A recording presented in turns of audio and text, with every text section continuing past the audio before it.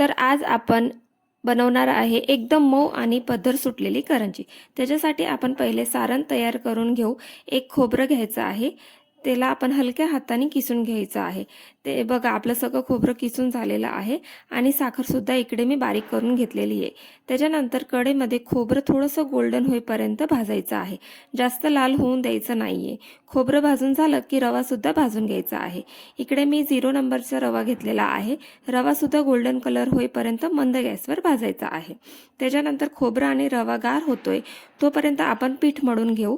इकडे मी मैदा घेतलेला आहे आणि 0 नंबरचा रवा घेतलेला आहे। त्याच्यात थोडंसं मीठ टाकायचं आहे चवीपुरतं। त्याच्यानंतर गरम तूप टाकायचं आहे मोहनसाठी। तूप टाकल्यावर पीठला व्हिडिओमध्ये दाखवल्याप्रमाणे एकजीव करून घ्यायचा आहे आणि आपल्या पीठचा अशा प्रकारे दाबलं की गुठळ्या होत आहे का नाही ते बघायचे। जर तसं झालं की आपलं मोहन बरोबर आहे हे समजायचं आहे आणि त्याच्यानंतर त्याच्यामध्ये पाणी टाकून पीठ मळून घ्यायचं आहे। पीठ मळून झाल्यावर त्याला साईडला ठेवायचं आहे।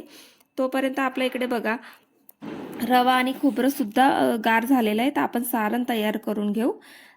खोबरं, साखर आणि रव्याला आपण एकजीव करून घ्यायचं आहे आणि आपलं सारण तयार करून घ्यायचं आहे आणि थोडीशी वेलची पूड सुद्धा त्याच्यामध्ये टाकायची आहे।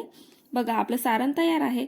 आता पिठाला आपण टेचू सुद्धा शकतो आणि मिक्सरमध्ये सुद्धा बारीक करू शकतो। तर इकडे मी पिठला बारीक होईपर्यंत मिक्सरमध्ये फिरवलं आहे। बघा कसं एकदम मऊ झालंय। त्याच्यानंतर सगळं पीठ एकजीव करून घ्यायचं आहे आणि त्याच्यानंतर त्याच्यात 4 लाट्या इकडे मी करून घेतलेल्या आहे।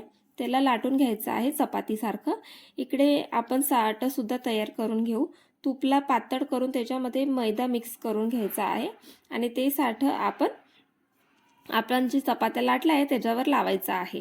व्हिडिओमध्ये दाखवलं आहे त्याच्याप्रमाणे आपण एक चपातीवर ते साठा लावायचं आहे। त्याच्यानंतर त्याच्यावर दुसरी चपाती ठेवायची, त्याला सुद्धा साठा लावायचा आहे आणि त्याला असं गोल करून घ्यायचं आहे व्हिडिओमध्ये दाखवलं आहे त्याप्रमाणे आणि त्याला बरोबर दाबून घ्यायचं आहे। त्याच्यानंतर त्याच्या लाट्या सुद्धा आपण तयार करून घ्यायचं आहे आणि बघा आपण पुरी लाटतो त्या साईजमध्ये आपण लाटायचं आहे, पण त्याला एकदम बारीक करायचं आहे।